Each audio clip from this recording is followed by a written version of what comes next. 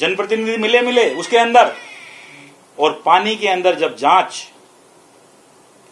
जब पूरी हो गई और आंच जब खुद के ऊपर आने लगी तो पहली बार स्टेटमेंट आया उनका। उससे पहले तो कोई स्टेटमेंट नहीं आया। तो सबसे पहले सोचने की बात है माननीय नागर साहब कि टिकट किसकी कटी। वो कह रहे हैं कांग्रेस कार्यकर्ताओं की जाजम बिछाने की बात कर रहे थे ना, उन्हीं कांग्रेस कार्यकर्ताओं को टिकट मिला था जिन्हें कांग्रेस की जाजम बिठाई है। और आप बात कर रहे हो, कांग्रेस की बात करना चाहते हो, कहते थे कांग्रेस मेरी मां है। तो ये कौन सी मां है कि जिनका बलात्कार करके तुम पार्टी का बलात्कार करके कांग्रेस का चुनाव चिन्ह हाथ का बलात्कार करके दूसरे चुनाव चिन्ह भी जीत के आए हो। अगर कांग्रेस के सच्चे सिपाही होते तो कांग्रेस की बात करते, कांग्रेस के कैंडिडेट के समर्थन में आते, चुनाव प्रचार करते, हमारे जैसे रुकते। दूसरे लोग भी रुकते हैं, बहुत सारे लोग रुकते हैं जिनको टिकट नहीं मिलता, उनके जैसे रुकते और इस बात का ध्यान रखते कि कांग्रेस पार्टी ने आपका ध्यान रखा है। जब आप जेल में थे तभी भी आपके भाई को टिकट दिया है, उस बात को भी ध्यान रखना चाहिए था। कांग्रेस ने एक बार टिकट काट दिया था, बात कर रहे। तो मैं कहना चाहता हूं कि जो आरोप लगा रहे हैं उनको साबित करें, और सबसे पहले अपने वहीं से साबित करना शुरू करें। सबसे पहले 2.5 साल से किस हैसियत से लगा रहे हैं पायलट साहब का फोटो। अगर पायलट साहब जनप्रतिनिधि नेता नहीं होते तो उनके किसी भी पोस्टर में पायलट साहब का फोटो नहीं होता। तो दो चीजें नहीं चलेंगी कि एक तरफ आप एक बात करें, दूसरी तरफ ये बात करें, और पायलट साहब को खुश करने के लिए आप फोटो लगा रहे हैं। मैं गर्व से कहता हूं आज मैं पायलट का समर्थक हूं, इसलिए कहता हूं कि मैं चुनाव जीत के आया हूं, उसमें सबसे बड़ा योगदान अगर है तो पायलट साहब का है। तो जो सीटें आई हैं आप देख लीजिए किधर से सीटें आई हैं, कौन से क्षेत्र से सीटें आई हैं, और कौन से क्षेत्र की सीटें किसने बनाई हैं, किसने डुबाई हैं, इसका भी आंकलन करने की आवश्यकता है। आप बात कर रहे हैं 100 सीटें आई हैं, 100 सीटें तो आई हैं, 100 के अलावा भी कितनी आई हैं, 53 सीटें भी कांग्रेस आई है, 21 सीटों में भी कांग्रेस आई है। और कांग्रेस ने वो दिन भी देखा है कि जब हमारी यहां पर एक भी सीट ऐसी की नहीं थी, बाई इलेक्शन में श्री भजनलाल जी जीत के आए थे। तो मैं नागर साहब आपसे पूछना चाहता हूं, क्या एसटी एसटी के लिए 2.5 साल से आप कुछ बोले हो क्या उनके कार्यकर्ताओं की बात कभी उठाई है क्या उन कांग्रेस के कार्यकर्ताओं ने जिन्होंने दूधू के अंदर कांग्रेस को वोट दिया वो गलती की क्या कांग्रेस से?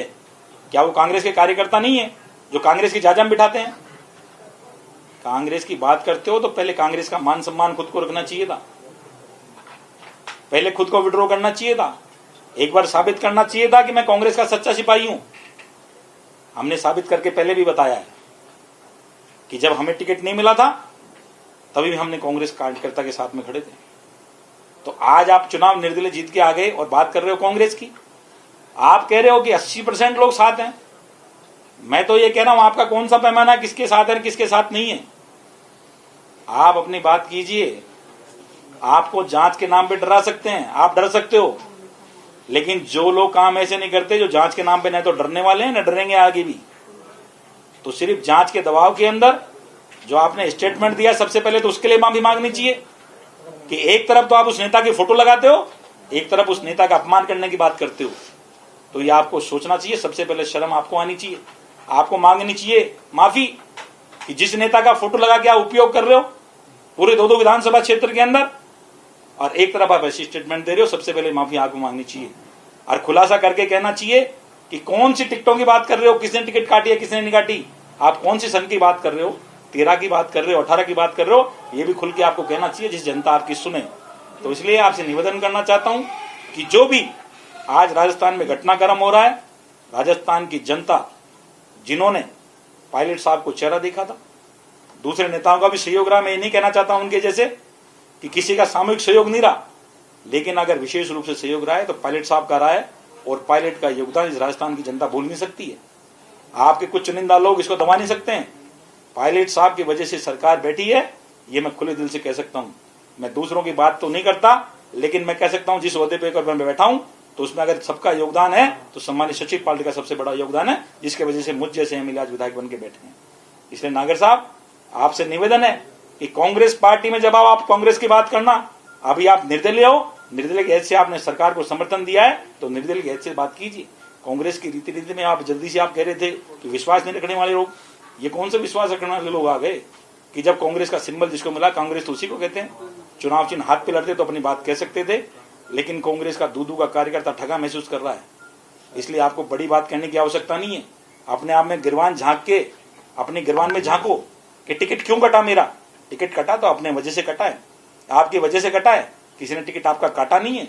इसलिए सबसे पहले अपनी तरफ देखने की सोच है, और जो आपने स्टेटमेंट दिया है तत्काल प्रभाव से इसके लिए आप जनता से माफी मांगिए।